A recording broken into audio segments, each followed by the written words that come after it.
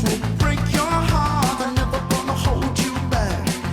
I'm always gonna have your back.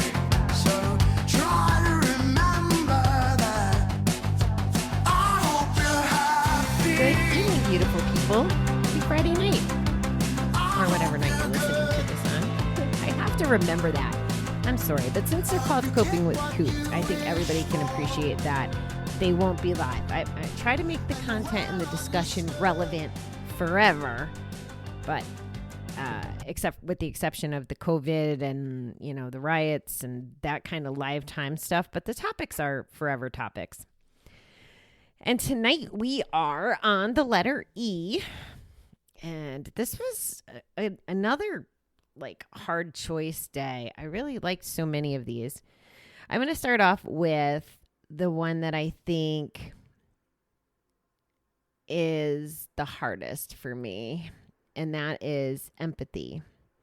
The ability to understand and share the feelings of another. I can be connected, but sometimes, and I don't know where I get this from, like in the work world or my black and white thinking sometimes, because this is where I think about it in work.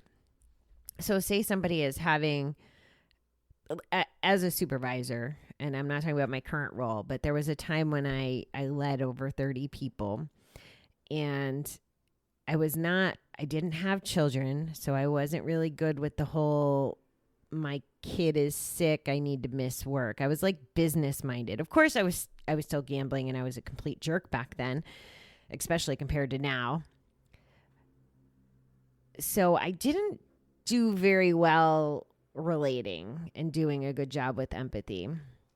And somehow the universe has blessed me with a lot of people who are empathetic to me. So I'm very lucky. People have listened and felt and got me through things.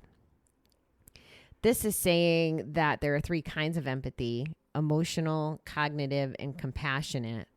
So that makes me feel better. Maybe I don't have them all. It's tough. And maybe it's because I have so many of my own emotions. I'm not exactly sure. You guys are probably empathetic, right? I think that most humans are. I think most humans do a better job of it than I do. I would think that that's probably one of my character defaults. Although people on the outside don't say that to me, or probably that might not be their perspective. But I don't know that for a fact either. I haven't asked anybody, but I've gotten feedback that, you know, people think and know that I care. I guess I just don't feel like I'm displaying it. Maybe I feel like there's guardrails, or I should be doing it a certain way. Maybe that's my problem. And I don't think that has to be the case. Okay, this word, this next one, I had not heard of in this. Like it's shocked me. So this is our learning word, or my learning word for the day, and it was called elemental, and it says primary or basic. So elemental features. And the next definition, related to or embodying the powers of nature. And I really like that. I love nature. Well, as long as it's not snakes and spiders. But I love like the weather and flowers and those kinds of things. And this is a positive show, so we don't have to think about snakes and spiders. So a thunderstorm is the inevitable outcome of battling elemental forces.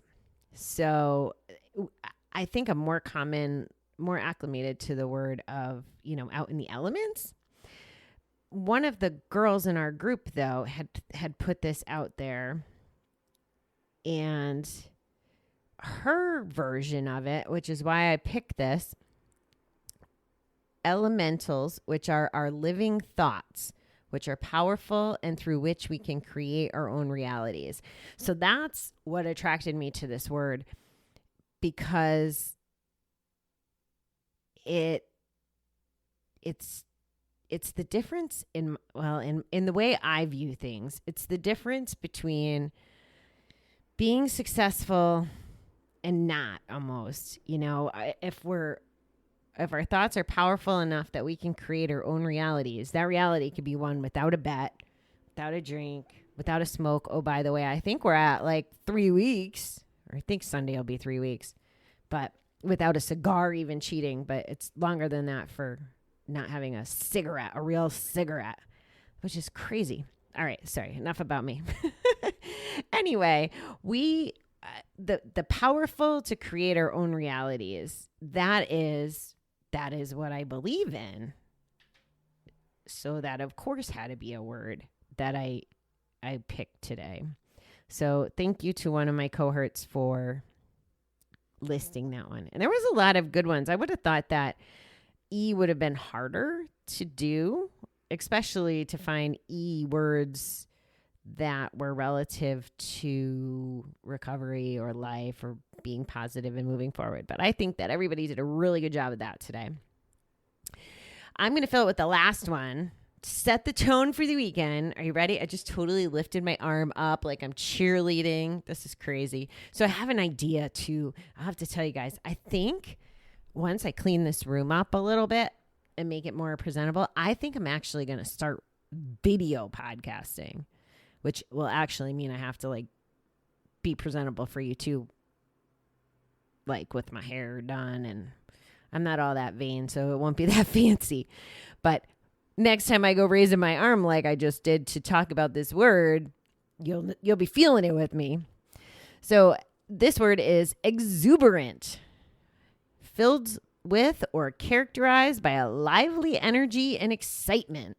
So there's some exuberance happening, right? With towns and places starting to open up. Like people are getting haircuts. I wish I got a haircut. I wish I got my nails done. I more wish I was getting my nails done. But people are exuberant, lively energy and excitement. And I'm exuberant about my recovery every flipping day, almost every day. When I'm not crabby, even when I am crabby, I'm pretty passionate about it. And I'm pretty passionate about how good I feel every day, especially the days that I dig and I do the work, whether I freaking want to or not. I do the work. So then I can be exuberant about my recovery because I've earned it. Every day. See what I did there? So yeah, that's how we're going to leave it. I will hope everybody has a weekend that brings them exuberance. That's your homework. Okay, beautiful people. I will talk to you in the morning. Good night.